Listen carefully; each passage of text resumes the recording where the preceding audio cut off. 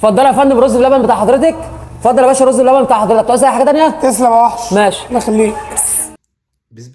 بسبس ايه بس؟ ايوه في حاجه ولا ايه؟ هو الاستاذ اللي مع حضرتك دوت يقرب لك ايه؟ طب هو بيعلي صوته ليه بس؟ هو المفروض يقول لها حاجة سر، مش عارف بقى في ليه بيعلي صوته. ده جوزي، في حاجه ولا ايه؟ في حاجه يا مرادي ولا ايه؟ لا مفيش حاجة خالص، مفيش حاجة. انت قاعد كل ده مش سامع ازاي يا اسطى؟ انت جاي منين؟ خليك معانا على الخط وسيب الشط. لا مفيش حاجه، خليك انت في التليفون. على فكره جوزك دوت بيخونك. انا مش عارف هو بيعلي صوته ليه، بس خلينا نشوف هيكشف لها الحقيقة ازاي. انت متاكد من الكلام اللي انت بتقوله دوت؟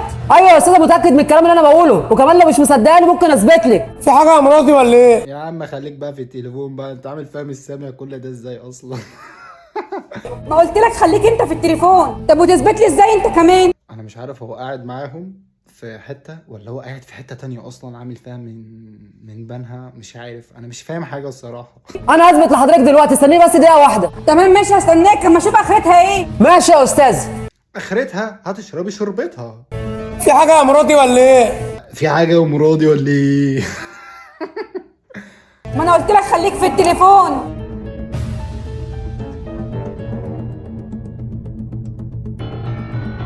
انا جيت لحضرتك اهو، هثبت لك دلوقتي.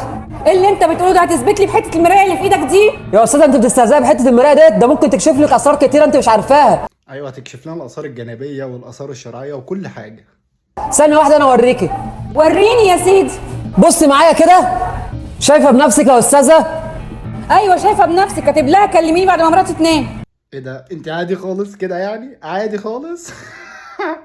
صدقتيني بقى؟ طب انت ناوي تعملي معايا ايه دلوقتي؟ لا ده انا هوريك انا هعمل فيه ايه. امشي انت بقى. خلاص بقى انت مش هتعملي حاجة يعني، انت شفتي بقى يعني، انت بالنسبة لك عادي، الموضوع ايزي خالص. ماشي يا استاذ، انا واقف لك هنا عشان اتفرج من بعيد.